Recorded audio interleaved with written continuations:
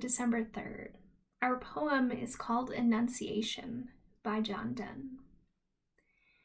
Salvation to all that will is nigh, that all, which always is all everywhere, which cannot sin, and yet all sins must bear, which cannot die, yet cannot choose but die. Lo, faithful virgin, yields himself to lie in prison, in thy womb, and though he there can take no sin, nor thou give, yet he'll wear, taken from thence, flesh, which death's force may try. Ere by the sphere's time was created thou, wast in his mind, who is thy son and brother, whom thou conceivest, conceived. Yea, thou art now thy maker's maker, and thy father's mother. Thou hast a light in dark, and shut'st in little room immensity, cloistered in thy dear womb.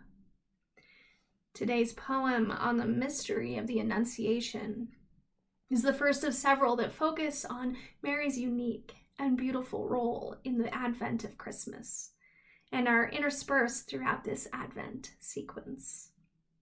Although her role as the God-bearer is in one way unique, in that she alone physically nurtures and brings into the world the body and person of Jesus Christ, in another way, Mary is the archetype of every Christian soul and of the whole church.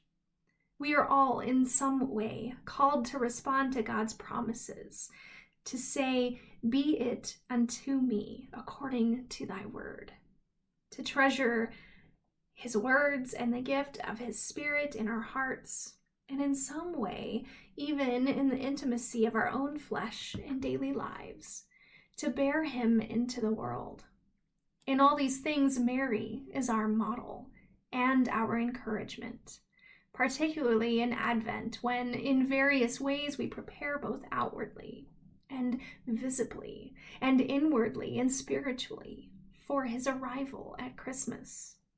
Reflecting on the intensity with which a woman in late pregnancy prepares for the birth of her child can be immensely helpful for us. So in one sense, the Annunciation has its own proper season in the spring.